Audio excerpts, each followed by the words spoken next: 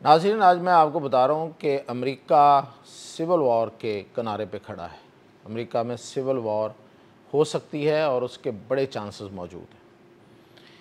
और इसके अलावा ये बताऊँगा आपको कि मिस्र क्यों निशाने पर है। अगला निशाना क्या इज़राइल का मिस्र है, और तुर्की के साथ इस वक्त क्या मामला चल रहे हैं, तुर्की की क्या तैयारियां हैं इज़राइल के जो जंगी अज़ाइम हैं उसके मुकाबले में। और फिर ये भी बताऊंगा, ये जो चीन है उसने एक ऐसा हथियार, एक ऐसा वेपन बनाया है कि उसने एक मुल्क की बड़े मुल्क की फ़ौज में खौफ की लहर दौड़ा दी है। पूरी की पूरी फ़ौज जो है वो इस वक्त खौफज़दा है। और फिर ये कि ट्रंप की गाड़ी में किसी ने डिवाइस रखी, वो कौन था, इन सब खबरों के साथ मियां ताहिर। तो सबसे पहले तो देखते हैं कि ये बात कितनी सही है, क्योंकि ये बड़ी तसलसल के साथ आ रही है। और ख़ास तौर पे ट्रंप के जो करीबी एक साथी, उसका एक हम ख्याल एक बंदा जो चार्ली कर्क है वो कत्ल हुआ है, दिन दिहाड़े कत्ल हुआ है, यूनिवर्सिटी में बैठे हुए कत्ल हुआ है। और जिस तरीके से उसको मारा है, अमेरिका में कोई ऐसे शायद आम आदमी जो अमेरिका के बारे में बड़ा ऊंचा सोचता है वो तसव्वुर नहीं कर सकता। तो क्या वाक़तन अमेरिका जो है वो इस वक्त सिविल वॉर के धाने पे खड़ा है? तो बिल्कुल इस पे मैं सबसे पहले तो आपको बताऊं कि ये को दूर की बात नहीं है। जून 2025 इसी साल जून में एक सर्वे हुआ है, पब्लिक ओपिनियन सर्वे अमेरिका के अंदर, यानी कि लोगों की राय ली गई है इस मौजू पे कि क्या अमेरिकी सोसाइटी में सिविल वॉर की तरफ जा सकती है, यानी कि लोग एक दूसरे के साथ लड़ना शुरू कर दें, एक दूसरे को मारना शुरू कर दें। तो उसमें जो रिज़ल्ट्स आए हैं वो हैं 40% लोगों का ख्याल है, 40% लोगों का ये ख्याल है कि हाँ होगी। अब ये न्यूज़ वीक की ये रिपोर्ट है कि 40% लोग कह रहे हैं कि सिविल वार होगी। अच्छा, अब ये तो लोग कह रहे हैं, इससे आगे चलते हैं। बिलियनर जो हैं, अरबपति इन्वेस्टर जो हैं, वो क्या कहते हैं? उनका भी अंदाज़ा यही है, वो अंदाज़ा 35 से 40 के दरमियान है परसेंट। वो ये कहते हैं कि सिविल वार होगी, यानी कि अमेरिकी सोसाइटी के अंदर एक जंग होगी आपस में। अच्छा, इसके अलावा जो CIA की अपनी एस्टिमेट है वो ये कहती है कि इसका रिस्क बहुत ज़्यादा हो गया है अब सिविल वार का। और फिर ये कि एक बुक है, स्टीफन मार्क्स की बुक है, वो भी ये कहता है अमेरिकी सोसाइटी है उसमें सिविल वॉर हो सकती है। अब इसकी वजह क्या है? वजह सबसे पहले है दौलत की गैर मुनसिफाना तकसीम। अमीर अमीर से अमीर तर हो गया है। इतने वहाँ पे अरबपति हैं, इतने अरबपति हैं कि आपकी सोचो कि पूरी दुनिया के सबसे बड़े अरब, सबसे जो तादाद में और सबसे बड़े जो अमीर लोग हैं वो अमेरिका में पाए जाते हैं। और उन्होंने ये दौलत जो है वो नीचे से लोगों से ये कशीद की हुई है, खींची हुई है, उनके खून से निकाली हुई है। अब लोग जो हैं, आम आवाम जो हैं, वो वहाँ पे आप मशीन भी नहीं कहें उन्हें, वो गोएम हैं। गोएम एक ऐसी टर्म है, गोएम कहते हैं ऐसा इंसान जो देखने में इंसान हो लेकिन वो जानवर से भी बदतर हो। यानी अगर आपने कभी कोल्लू का बैल देखा है, जो कोल्लू होता है ना, कोल्लू एक पुराने ज़माने में एक तेल निकालने वाली एक ट्रेडिशनल मशीन होती थी। उसमें जिसका तेल निकालना है उसका बीज एक बड़े से लकड़ के उसमें डाला जाता था और उसके ऊपर एक वज़न रख के उसको पीसा जाता था। और उसको पीसने के लिए जो ज़ोर लगाना होता था, उसके लिए एक बैल के साथ, बैल को उसमें फिक्स किया जाता था और वो घूमता था और उससे वो तेल निकलता था।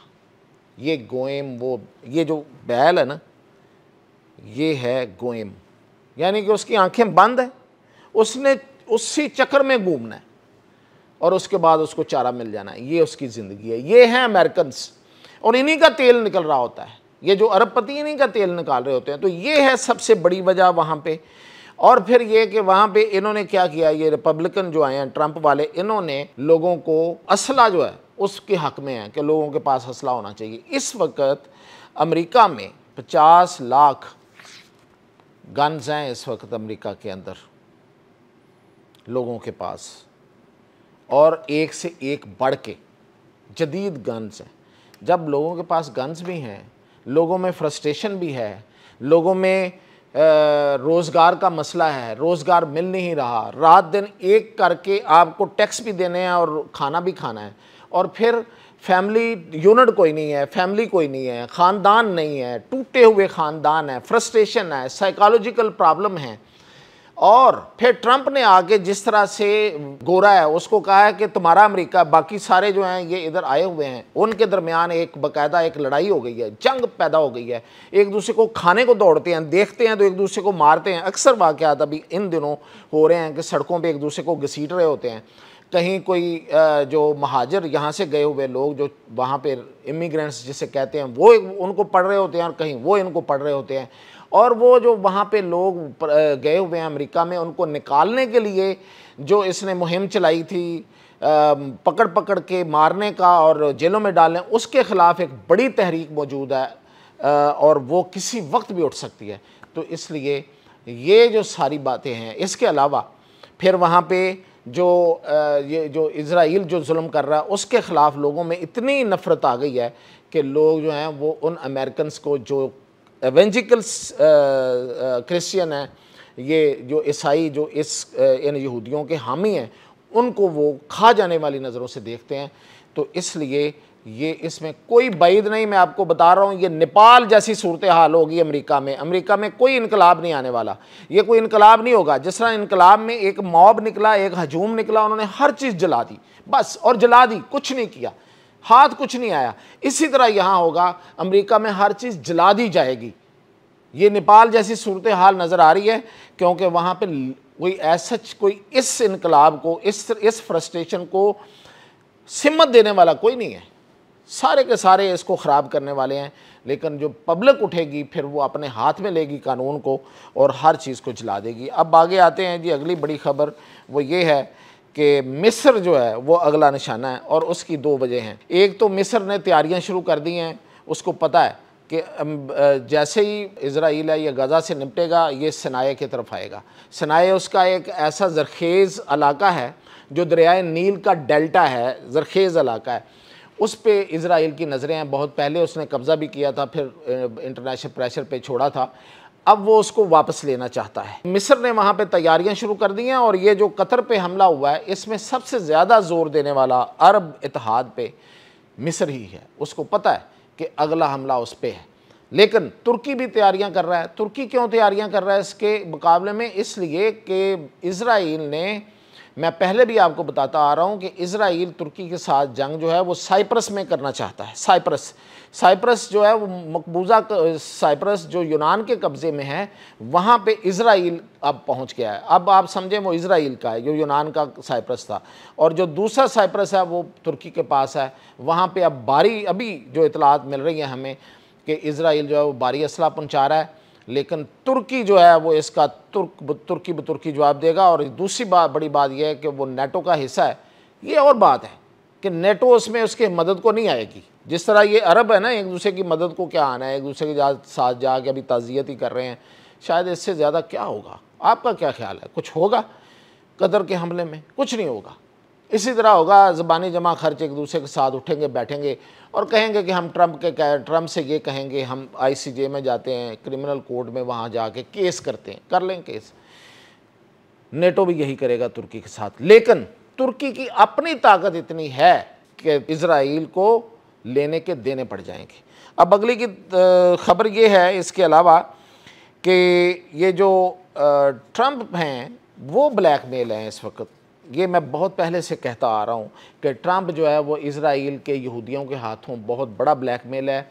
मैंने पहले भी बताया था कि ये जो जेफरी एप्स्टीन की लिस्ट है, यानी कि वो लिस्ट जिसमें कम उम्र बच्चियों को, ख़वातीन को घेर के अमीर लोगों के आगे डाला जाता था, उनसे तल्लुकात बनाए जाते थे। तो इस तरह से वो अमीर लोगों को ट्रैप किया जाता था। उसमें ट्रंप हो चुका है, और ट्रंप जो है इसी की खबर जो है वो ये उसका ट्रंप का जो साथी मैंने जिसका शुरू में जिक्र किया, चार्ली कर्क, उसने कहा था कि ये जो जेफरी एप्स्टीन है इसके पीछे मोसाद थी, इजराइल की एजेंसी थी, जिसने उसको और उसमें अमेरिकी इंटेलिजेंस भी शामिल थी, कि जिसमें इन्होंने लोगों को फंसाया था, और यही असल में यहूदियों का मंसूबा है। तो अब इसमें ट्रंप फंस चुका है बुरी तरह। उसकी एक मिसाल मैं आपको देता हूँ कि किस तरीके से यहूदी जो हैं वो ट्रंप के पीछे लगे हुए हैं। अब ट्रंप इस केस में कुछ भी नहीं कर सकेगा, ये सारी ड्रामेबाजी है, पकड़ा गया, ये हुआ, वो हुआ। उसको पता है कि ये बेसिकली उन्होंने कर्क को मार के ट्रंप को बताया कि आपको भी इसी तरह मारा जा सकता है। ये नोट कर लें मेरी बात, ट्रंप को ये बताया गया है कि इसी तरह गोली आपकी शारग में लग सकती है, और ट्रंप इस बात को समझ गया, बहुत खौफजदा है, इस पर बात भी नहीं कर रहा आजकल। और अभी एक रिपोर्टर ने उसको कहा है कि मैं आपसे ताज़ियत करता हूं, तो उसने बात दूसरी करना शुरू कर दी, उसने ताज़ियत भी उसकी कबूल नहीं की। ट्रंप की गाड़ी में 2 दफ़ा इजराइलियों ने डिवाइस रखने की कोशिश की है। ये ट्रंप की सीक्रेट सर्विस ने बताया है, ये बात एक सोर्स को बताया है कि 2 दफ़ा उन्होंने पकड़ा है इजरायली लोगों को, एजेंटों को, कि वो ट्रंप की गाड़ी में एक डिवाइस रख रहे थे। किस लिए? जासूसी के लिए, कि ट्रंप का पता चलता रहे कहाँ जाता है, कैसे जाता है, किससे बातें करता है, क्या बातें करता है, गाड़ी में बैठ के क्या बातें करता है। इतना वो बंदा जो है, वो जो अमेरिका का बहुत बड़ा फने खा बना फिरता है, वो इतना गैर महफूज है, और इनके हाथों में ब्लैकमेल है। ये सूरत हाल इस वक्त है वहाँ की। और दूसरी जो आखिरी खबर मैं आपको बताना चाह रहा था, वो बड़ी खबर ये है कि भारत की फ़ौज इंतहाई खौफजदा फ़ौज है इस वक्त। उसमें इतनी परेशानी और इतनी खौफ फैला हुआ है। पहला खौफ जो अभी लास्टली जो हुआ है वो तो पाकिस्तान ने फैलाया है, उनको मार मार के दुम्बा बना दिया, उनके जहाज़ गिरा दिए हैं, उनको 2 दिन तो उठने नहीं दिया। लेकिन इससे पहले जो एक बड़ा अहम वाक़या हुआ है, जिसका इंकशाफ अमेरिका की सेनेट में आज हुआ है, वो ये हुआ है कि चीन ने एक ऐसा हथियार चलाया है भारतीय फ़ौज पे 2020 में जो गैलवान में झड़पें हुई थी, जिसमें 20 फ़ौजी मारे गए थे। ये कहा 20 जाता है, लेकिन उससे ज़्यादा मारे गए हैं, क्योंकि 20 तो उन्होंने गिनती के दिखाए हैं जो नज़र आ रहे थे।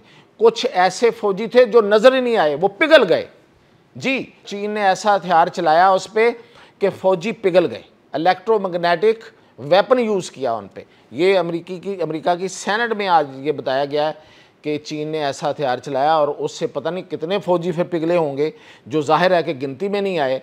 जो ज़ख्मी पड़े थे वो गिनती में आ गए, वो 20 थे, और चीन ने कितने पिघला दिए, उसका खौफ है इस वक्त भारतीय फ़ौज में। और भारतीय फ़ौज जो है वो उसके अंदर एक मोरल डाउन है, ख़त्म है, क्योंकि उनको अब वो वाली बातें जो हैं वो उन तक जब पहुँची हैं कि वो तो बंदा ही पिघला देते हैं। तो इस वक्त जो सबसे बड़ी खौफजदा जो फ़ौज है वो है भारतीय फ़ौज। और मैं जो मिस्र की बात कर रहा हूँ, ये इसलिए भी कर रहा हूँ मैं कि इज़राइल का एक चैनल है, चैनल 12, वो जो बात करता है ना वो पूरी हो जाती है। वो आप समझें कि वो नेतन्याहू का वली है।